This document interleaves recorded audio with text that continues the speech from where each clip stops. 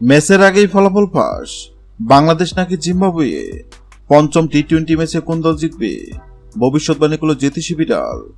বাংলাদেশ নাকি জিম্বাবুয়ে, পঞ্চম টি-20 ম্যাচে কোন দল জিতবে তা নিশ্চয়ই আগেভাগে বলে দেওয়া সম্ভব নয়।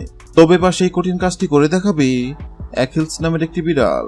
পঞ্চম টি-20 ম্যাচের আগেই ফলাফল নিয়ে ভবিষ্যৎবাণী করবে অ্যাকিলস। এর জন্য তাকে দেওয়া হয়েছে বিশেষ প্রশিক্ষণ। 2010 বিশ্বকাপে অক্টোপাস বলের কথা নিশ্চয় মনে আছে অনেকের। একের পর এক চমকপ্রদ ভবিষ্যৎবাণী করে দক্ষিণ আফ্রিকা বিশ্বকাপে ভিন্ন এক রোমাঞ্চ ছড়িয়েছিল পল।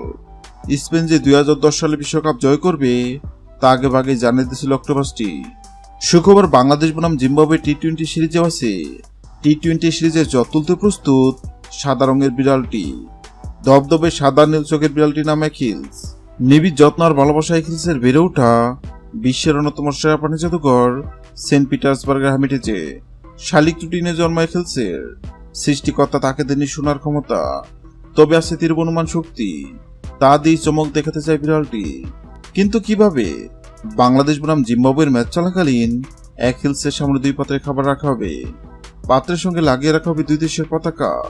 অ্যাকিলস যে পাত্রের খাবার খাবে বোঝা যাবে সেদিন ওই ম্যাচে বিজয়ী হবে পাত্রের সঙ্গে রাখা যে দেশের পতাকা, যে দেশটি।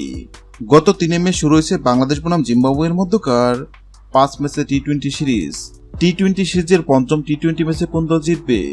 সেক্ষেত্রে অ্যাকিলস নামক বিড়ালের সামনে বাংলাদেশ ও জিম্বাবুয়ে নামক 2 পাত্রে খাবার রাখা হয়।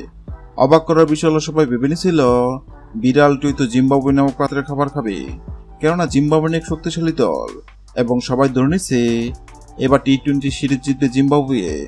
কিন্তু সবার ধারণা ভুল প্রমাণ করে অ্যাকিলস নামক বিড়ালটি বাংলাদেশ নামক পাত্র থেকে খাবার খায়। অ্যাকিলস নামক বিড়ালের মন কাণ্ডে অবাক হয়েছেন অনেকেই, কেননা বর্তমানে বাংলাদেশ টি-20তে দুর্দান্ত ফর্মে আছে। এবার দেখার পালা অ্যাকিলস নামক বিড়ালের ভবিষ্যৎবাণী সত্য হয় কিনা। হ্যালো বন্ধুরা, আপনাদের কি মনে হয় বাংলাদেশ বনাম জিম্বাবুয়ের মধ্যকার পঞ্চম টি-20 ম্যাচে কোন দল জিতবে? অবশ্যই কমেন্ট করে জানাবেন। ভিডিওটি ভালো লাগলে লাইক দিবেন এবং সাবস্ক্রাইব করে আমাদের চ্যানেলের সঙ্গে থাকবেন। ভিডিওটি দেখার জন্য আপনাকে অসংখ্য ধন্যবাদ।